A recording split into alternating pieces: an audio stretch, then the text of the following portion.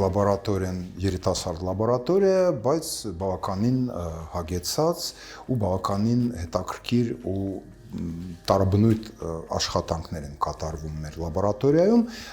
Իմ համար ամենահոգեհարազատ հետազոտությունները իհարկե մոծակների եւ թզերի հետազոտություններն են։ Ունեցել ենք առանձին հետազոտական ծրագիր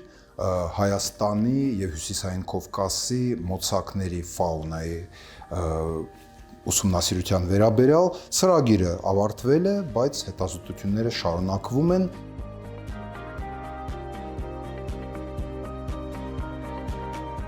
Մեր հիմնական նպատակն է որոշել մոծակների տեսակային կազմը։ Ինչ տեսակի մոծակներ մենք ունենք եւ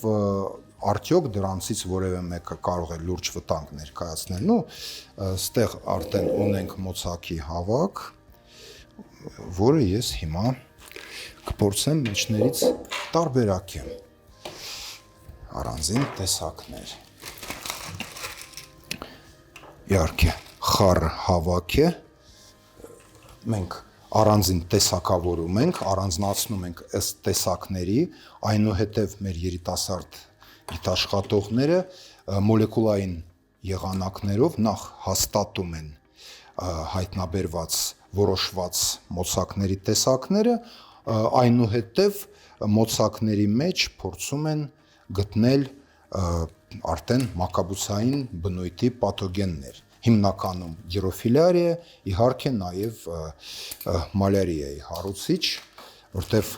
ոչ միայն մարդ, նաև կենդանիներ, հատկապես թռչուններ կարող են վարակվել մալարիայով։ Մենք հավաքում ենք բոլոր տեսակի մոծակներ, որոնք այս կամ այն տեղանքում առկա են, այնուհետև այդ հավաքված մոծակները առանձնացնում ենք ըստ տեսակի։ Մոծակները որպես այդպիսի հանդիսանում են բազմաթիվ վիրուսային, մի շարք բակտերիալ եւ մի շարք մակաբուծային հիվանդությունների փոխանցողներ, իհարկե որպես դասական փոխանցող առաջին հերթին պետք է հիշել մալարիային, ինքը մակաբուծային հիվանդություն է, նախակենդանին է հարուցիչը։ Մենք մարդու մալարիայով չենք զբաղվում, մեզ ավելի շատ հետաքրքրում է մեկ այլ մակաբույծ, որի մասին ավելի քիչ գիտեն, բայց որը պակաս տարածված չի, հիմա կարելի ասել Հայաստանում բավականին տարածված է շների շրջանում, թե թափառող, թե ծառայողական, թե տնային շների, հատկապես Արարատյան դաշտի եւ իր նախալեռների, գիրոֆիլարիոզի մասին է խոսքը, ժողովրդի մեջ նաեւ հիվանդությունը կոչվում է սրտային ճիճու, քանի որ հիմնականում ախտարվում է աջ նախասիրտը, առողջ առույգ շունը, միանգամից կարող եմ գնել եւ մահանալ։ Հենց այդ սրտային սուր անբավարարության հետևանքով Հայաստանում գիրոֆիլարիոզը խնդիր է, մինչև հիմա շարունակում է խնդիր լինել, իհարկե դեպքերը կչացել են եւ մոծակների վարակվածությունն է կչացել եւ շների հիվանդությունների, բայց այնուամենայնիվ մենք դեպքեր դեռ ունենում ենք։ Շատ հետաքրքիր տվյալներ մենք ունենք Վայոց ձորի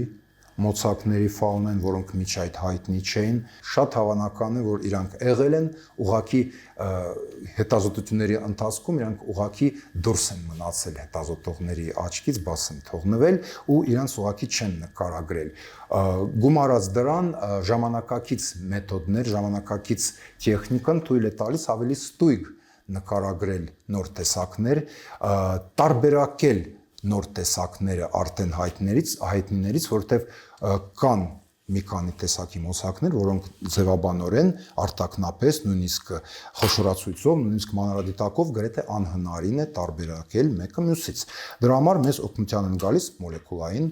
գենետիկական հետազոտության մեթոդները, որոնք ստույգ կարող են որոշել տեսակը, առանձնացնել տեսակը եւ մի տեսակը պարզտորեն բարձվում է, որ ոչ թե մի տեսակը, այդ մի տեսակի տակ թաքնված է 3-4 նոր տեսակ։ Հիմա Հայաստանում լուրջ խնդիր է արևմտյան նեղոսի տենդը, համարվում է նոր հիվանդություն, չնայած ես հենց իմացել եմ, որ այդպիսի խնդիր կա, սովորությանս համաձայն քանդել եմ կներեք կոպիտ առատության համար հասանելի գրականությունը եւ պարզել եմ, որ դեռ 2000-ականների սկզբից Հայաստանը գրականության մեջ արդեն հայտնի էր որպես արևմտյան նեղոսի տենդի վիրուսի օջախ։ Ուղղակի չկային մարդկային դեպքեր։ Հիվանդությունը բնական օջախային է, քանի որ դրանք այդպիսի հիվանդություններ են, որոնք կարող են բնության մեջ շրջանառել, ունեն վայրի կենդանիներ որպես շտեմարան, պահուստարան, ունեն հոդված ֆոտանի փոխանցող եւ առանց մարդու միջամտության տասնամյակներով, հարյուրամյակներով, նույնիսկ հազարամյակներով կարող է շրջանառել, այդպես որ մարդը նույնիսկ չիմանա էլ, որ նման խնդիր բնության մեջ գոյություն ունի։ Մանավանդ եթե հիվանդությունը հին է, անկման մահացու դեպքեր չեն լինում կենդանիների շրջանում, նույնիսկ աննկատ է անցնում, ուղղակի վիրուսի շրջանառություն է լինում։ Տվյալ դեպքում նման պայեստարան հանդիսանում են թռչունները, հատկապես ջրլող թռչունները, որոնք կարող են այդ վիրուսը հեշտ ու հանգիստ բերած լինեն ձմեռման վայրերից, իսկ հիմնականում, ինչպես անունից արդեն երևում է, հիվանդությունը մեր մայրցամաքում հայտնվել է Աֆրիկայից, հատկապես վիրուսի ծննդավայրը համարվում է Ուգանդա, հյուսիսարևելյան Ուգանդան, որտեղից որ սկսվում են նեղոսի ոնց որ ակունքները, արևմտյան նեղոսի տենդ, հենց աշխարհագրորեն այդպես է բնութագրվում։ Իսկ Ուգանդան, որտեղ շատ են նեղոսի կարևոր ակունքի, Կագերայի չայիչները շատ հայտնի, այնտեղ ջրլող թռչունների Եվրասիայի, հատկապես Եվրոպայի ջրլող թռչունների ձմեռման իդեալական պայմաններ են։ Հայտնի մոծակ է Culex pipiens, ամենատարածված մեր մոծակն է Արարատյան դաշտում եւ իր նախալեռներում, որը միշտ եղել է, չնայած որոշ հետազոտողները փորձում են պնդեն, որ դա ինվազիվ է, այսինքն վերջերս է ներխուժել, ոչ, ինքը ամենադեպս մոծակների ուսումնասիրության պատմության 80-90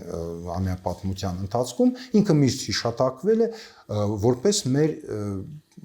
գերիշխող մոծակների տեսակներից մեկը, հատկապես Արարատյան դաշտում, Արարատյան դաշտի նախալեռնային գոտում եւ այդ թվում նաև Երևանում։ Ցավոք սրտի Երևանում կարող եմ վստահաբար ասել ամենատարածված մոծակն է, բայց ունենք լավ նորություն, առայժմ Երևանում չունենք այնուամենայնիվ այդ վիրուսի դեպքեր։ Ինչ ունենք Արարատյան դաշտ եւ նախալեռներ Արագածոտ։